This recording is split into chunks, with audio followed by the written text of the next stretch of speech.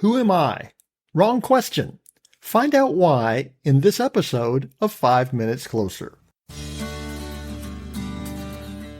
I'm Vaughn Weatherford, and this is 5 Minutes Closer. For the next 5 minutes, let's explore some biblical truths and apply them to your life. No podcast, including this one, can transform your life or give you what you really need. Only Jesus can do that. You can find out why in what I've called the first five episodes of 5 Minutes Closer. Each following episode explores scriptural truths that, if you follow them, will bring you 5 minutes closer to the person God created you to be. Let's see if we can get you 5 minutes closer. We used to play a game, a kind of version of 20 questions called Who Am I? I don't remember all the rules of the game, but basically one person pretends to be a famous individual. The game starts with that person asking, Who am I? While everyone else asks yes or no questions trying to guess who they're pretending to be. Did you live a long time ago? Were you in Washington, D.C.? Were you a president? By the way, if you're ever playing this game, pick Millard Fillmore. He was president, so he's famous, but you will surely win. No one ever remembers that guy. We often ask ourselves these questions. Who am I? Why am I here? What's my purpose in life? Moses asks the questions, but he learns that he's asking the wrong questions. God has just told him that he will be used by God to deliver the people of Israel out of slavery. Moses is absolutely convinced that God has the wrong guy. Moses is asking the wrong questions. It wasn't about who Moses was. It's about who God is.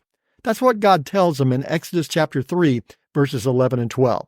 But Moses said to God, Who am I that I should go to Pharaoh and bring the children of Israel out of Egypt?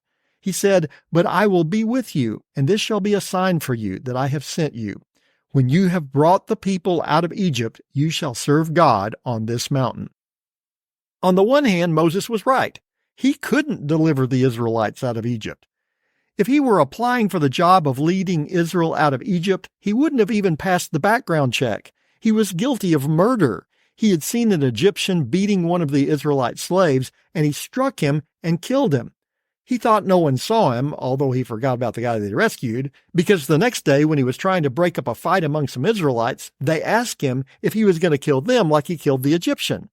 Moses realized the gig was up. He hit the road running, fled to Midian, and settled down, eventually marrying the daughter of a Midianite, tending sheep for the family, and settling into the life of a shepherd. Wake the sheep, feed the sheep, water the sheep, pen them, and then go to sleep. Then you wake up and do it all over again. Then one day, while in herding mode, Moses noticed a bush on the side of a mountain that was on fire, but the bush didn't burn up. He went up to investigate and found out this was more than just an asbestos bush. Moses found himself in the presence of God.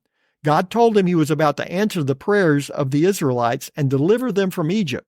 That part Moses liked. It was the last part that he had a problem with. God wanted to use Moses. So Moses asks, Who am I to deliver the people? Then he has a follow-up question. Who should I tell them has sent me? God answers both questions in Exodus chapter 3, verse 14. God said to Moses, I am who I am. And he said, Say to the people of Israel, I am has sent me to you.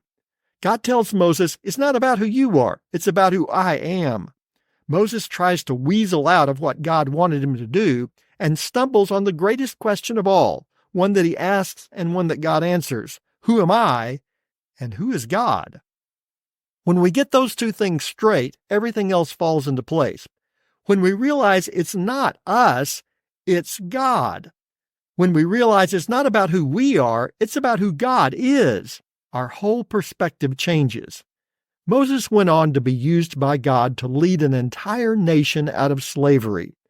What's God waiting to do through you? You can do it, because God can do it. And now, you're 5 minutes closer. My prayer is that these 5 minutes have challenged you, inspired you, and caused you to consider applying God's message for your life from His Word. To find out more, visit our website at 5minutescloser.com.